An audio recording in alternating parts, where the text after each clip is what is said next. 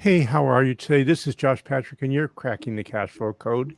And today, my guest is Jeff Brandeis, and Jeff is the CEO of Brandeis Training Solutions.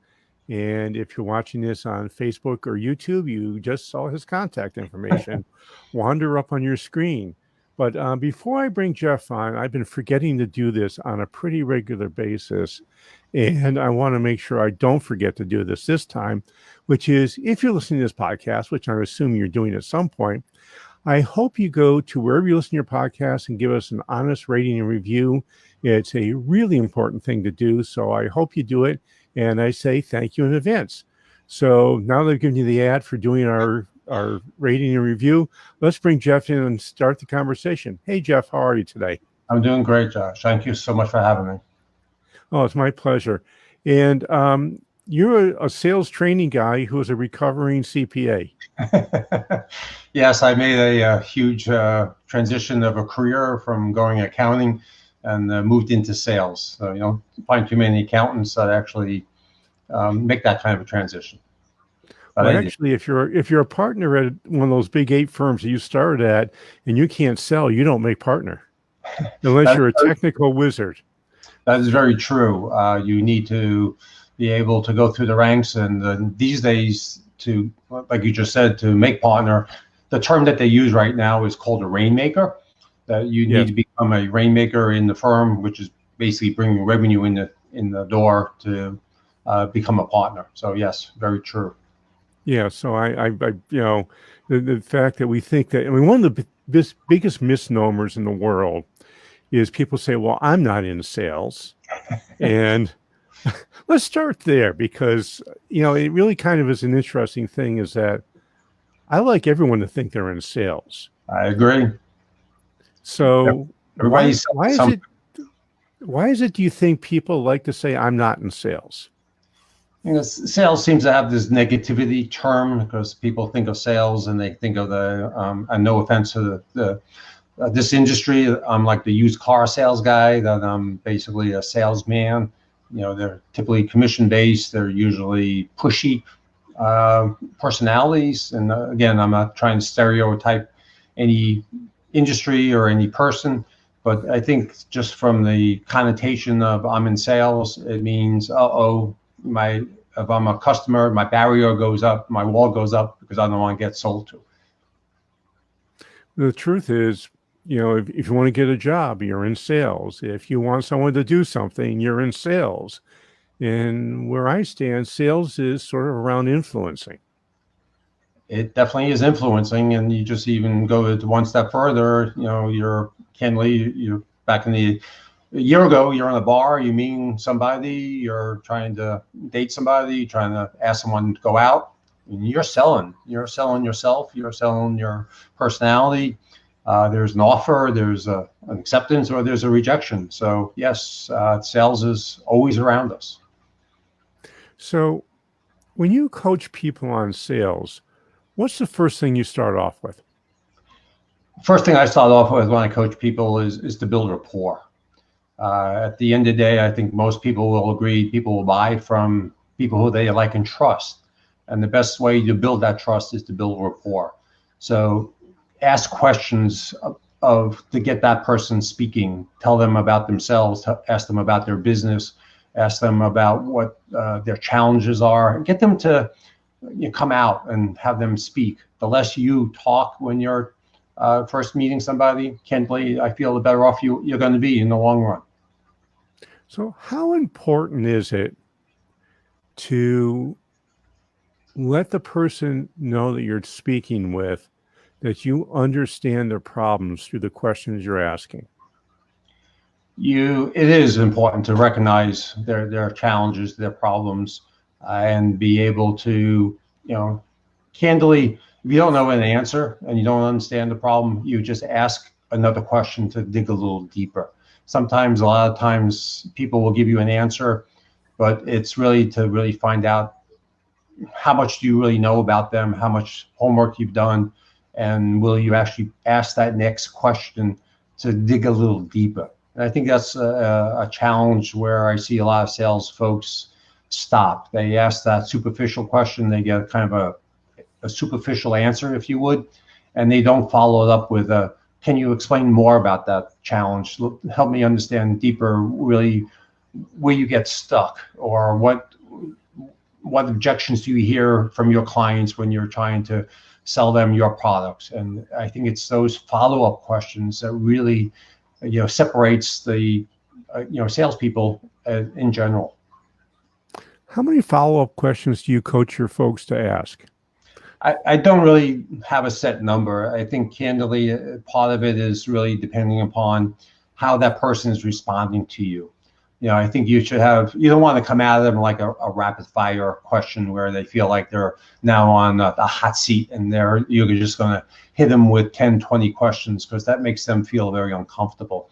So I think 2 or 3, try to understand really what their challenges are, and then move on to a little different area and maybe pick up another area of a concern.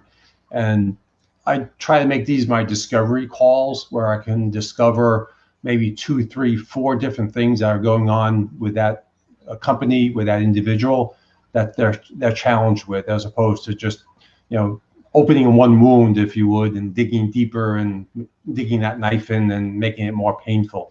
So in my mind, you got to step back and then take them on to another course. And there's always good things going on also. And you also should be able to get some of their good. So what's working, and get them comfortable about speaking about their business.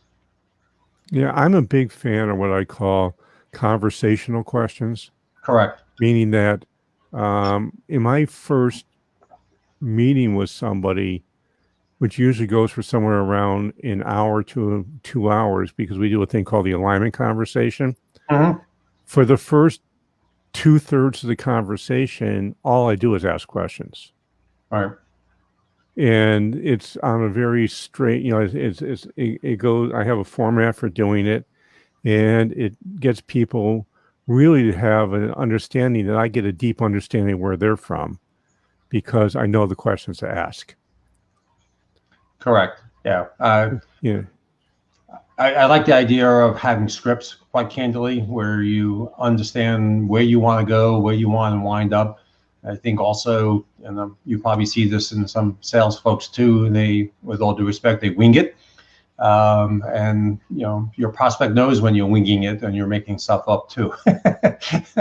So I think it's having a cadence and having that script. I have one as well when I speak to my prospects. So I think it keeps you on track, and that's very important as well when you're going on a sales call. Yeah, mine's not so much a script as it is a framework. Yeah. Because I basically want to know 4 things, and I use those 4 things I want to find out as a framework, and we have a conversation around that so I can figure out what those 4 things are, and then I go there. So I'm a big fan of systems and processes. Mm-hmm. Not that I like doing them myself. I know how important they are for business success. And one of the biggest mistakes, and we mostly are talking to blue collar businesses here, where they probably don't have a salesperson, and the owner goes out and does some selling in between jobs. And what would you say to that person about why they need to develop a sales process to know where they are on the road to getting a sale? Having you hit a great point there. Sales process is so important in every company, no matter what you're selling, quite candidly. You need to be able to have a process that will candidly be able to predict when revenue is going to be coming in the door. You need to know what stage a potential customer is in, so you can have that forecastable revenue. As you mentioned, I was in public accounting for 5 years, and there's one thing I learned is process. CPA firms have a process to getting a tax return out the door, doing a write-up work, doing an audit. And just like this entrepreneur has a process probably for, getting their products in the door, inventory control, their billing functions. They need that same control process in sales. They need to know what how their marketing is working. How is what kind of lead conversions are they getting from their marketing? What's their close ratios, percentages, and even the average days that it takes them to close a sale. These are all statistics that make them better entrepreneurs and better owners. And as I said earlier, it gives them that ability as they learn their sales cycle to know when that revenue is going to come in the door, so that they can judge paying bills, judge paying other people, and it just makes them a much better owner. So, why is it that you think that most private business owners resist having a sales process so hard? I mean, for me, every time I say you need a sales process, I always get a lot of pushback. Yeah, I do too. I think there's no school for sales. You can go to college and you can get a degree in marketing. You can go to college and get a degree in business, but there's no degree in sales. It's kind of odd, but like you said earlier, we sell every day. Sales is part of us. So I think there's a reluctance because they don't know, and they don't believe that sales is actually a craft as well, which is another thing I talk about, in that you need to learn and you need to get better at sales, which basically improves your ability to get more sales in the door. But it's just nothing. It's just something that they never really got trained on in college or at a young age. If they went from college and just went straight to being an entrepreneur, I'll take my product, I'll do my marketing, and I'll put my product up on the internet, and I'll make sales that way. So I think there is a reluctance to really go with that other aspect of building that sales process, which they really should have. They must have. The truth is, most private business owners, especially blue collar private business owners, have never been to business school. In fact, many of them have never been to college. Mm-hmm. So, the fact that they didn't get training, they've got no business training. They just were good at something, and they opened the business up doing whatever that something was. Right. And most of those folks never bothered to learn any business skills. They just keep doing what they're doing and managing to make a little bit of money along the way. It's true. So yeah, they either went to school or they didn't go to school, and they just built the business on their own. And again, sales training is one of those also things that I find seems to be one of those. I don't need sales training. I don't. It's one of those. I don't have the money for sales training, but the return on investment to learning how to properly and correctly do sales is tremendous. And that's the part that I find sometimes very frustrating when I do speak to those entrepreneurs is they'll invest in a program, in a software program or a marketing program, and they yet won't invest in themselves and making themselves better in sales, and to really be able to see if their investment is really paying off from a sales perspective. So why do you think that's true? It's a mindset. It really is. And it's a mindset that I work very hard, obviously, trying to overcome, because I think, from a sales training perspective, is I hear all the time, I don't have time to go sit through sales training. And candidly, I mean, we offer sales training online. You can watch it, they're short clips, 4 to 7 minutes a pop. People think if I sit through a sales class, it's these 2-3 hour sessions, and they sit back, get some popcorn, and they watch the video. It's not like that. It shouldn't be like that. The sales training should be interactive. It should be a give and take. There should be workbooks that you're completing while you're sitting through the training. There should be short quizzes at the end of the videos if you're doing it that way. And obviously nowadays with virtual training, we can do training in an hour over the web, early in the morning, late at night, and we can accomplish what you need. It will make you better. It will make you stronger. Yeah, the challenge is with online courses, and you probably know the statistic as well as anybody. I think it's something like 7% of people who buy an online course ever complete it. And by the way, you just hit it on the nail on the head on why they don't get completed. Too many of these online courses have lessons that go for a half an hour, 45 minutes, an hour. And my God, nobody is going to sit in front of a computer for an hour watching a video. And the way you're doing it with the 4 to 7 minute clips and then an exercise afterwards, 15 minutes and you're done for the day. Yes, you can knock out a chapter very easily in 15 minutes, and they're great little short chapters of videos. And again, even if you're listening to in your car while you're going to work, or you're having lunch, you can take those 10, 15-minute breaks and be productive.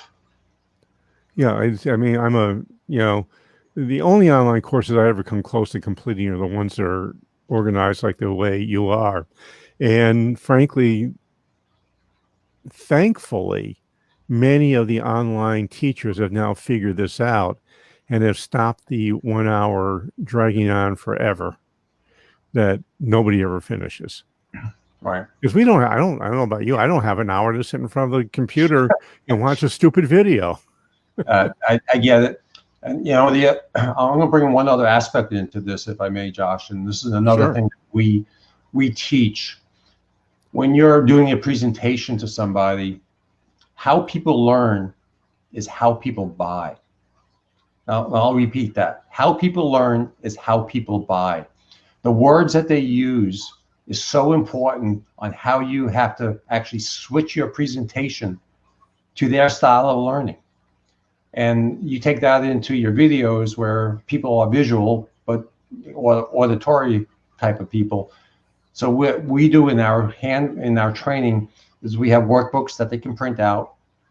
We have screens. On the screen, we put the keywords. We ask people to write keywords down into these workbooks. And so whether you're a visual learner, you're an auditory learner, or the other third way is a kinesthetic learner, we cover all three in our courses. And when you switch your presentation to match the people's learning style, even in today's world where you really need to, when we're doing it virtually, it's so important to understand how your buyers or how your people learn. And if you can match your presentation to their learning style, you build rapport in 3 times faster in 1/3 the time.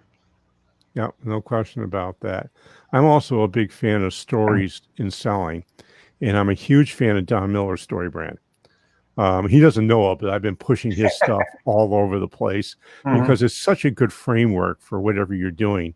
I mean, I actually use the project framework to prepare for meetings because then I know what the problem is and what I'm trying to solve and what the person wants that I'm talking with. And I go through that framework and I'm telling them stories that help them understand that I understand, and I can challenge them along the way, which brings me to my favorite sales book of all times, The Challenger Sale. Challenge.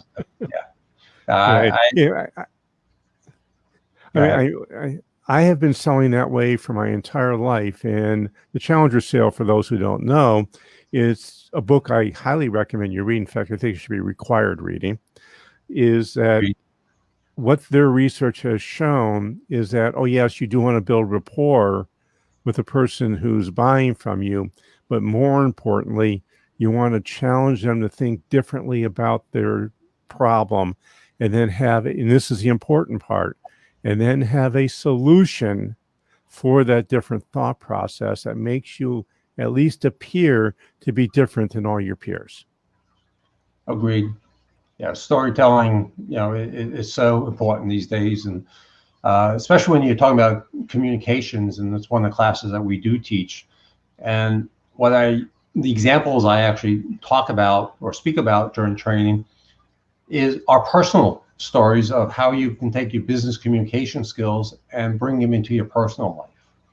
And one of the stories I actually tell, and if I have 2 minutes, I'd like to tell this, is I had a friend of mine whose son Adam went into 6th grade, and he was previously an A student. Got to 6th grade and D's and F's, and they wanted to put him on drugs because he got so disruptive. I'll make a long story short. Is what happened was in 6th grade they went to textbooks. in grades 1 through 5, there were workbooks. So he was able to write in the workbook. In 6th grade, he wasn't allowed. And he was a visual learner.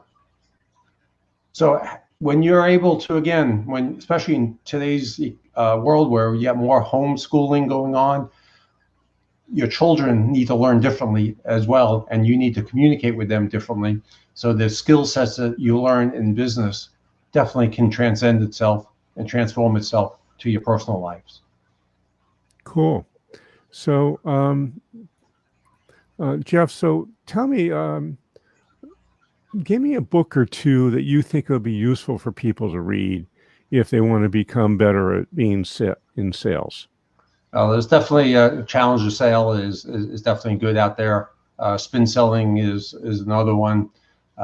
Actually, I'm about to release a book called Done Deal, a sales guide, a handbook, which actually goes back to talking about what we asked me about earlier, is having a sales process.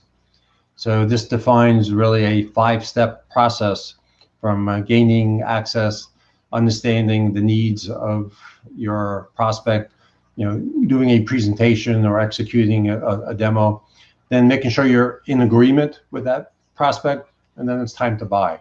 So it's really a quick 5-step process. It's a book that's about to hit Amazon. So thank you for that great segue lead in. So I truly appreciate it. But I am a Challenger fan as well, and I do like Spin Selling as well. So what is the thesis of Spin Selling? I haven't read it. I've heard about it, certainly. Well, it's a similar philosophy of being able to understand your prospects' needs and be able to give them a different way of thinking of how they, should be able to challenge themselves, if you would, and not to take away from Challenger, but the basic concepts of sales still come down to being able to make your person that you're speaking to think about what they're doing, that there are other ways that they should be open to, and to have them spin their thoughts, if you would, get their head thinking about alternatives. Because as you know, like I know, if something's not working, the definition of insanity is continuing to do the same thing over and over again and expecting different results. And unfortunately, that seems to happen, a little bit more often than I like to see in businesses. So Spin kind of takes that same concept, but puts it in a little different, vernacular, if you would, versus the Challenge. But they both books will complement themselves really well. Cool. So Jeff, unfortunately, we are out of time. And I'm going to bet that some of the folks listening to this today are going to want to find you. So since not everybody watches this on YouTube or Facebook where they can see your information, how would they go about finding you? On the web, they can find me at everybodysellssomething.com.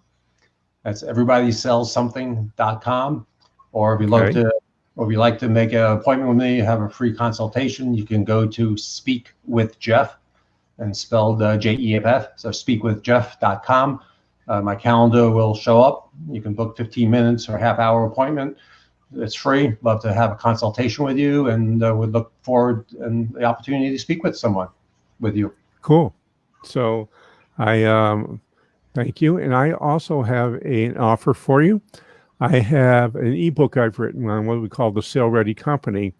And the Sale Ready Company does not mean, and I want to say does not mean you're about to go out and sell your company. It just means you've got your company in a position that other people would really, really want to own it.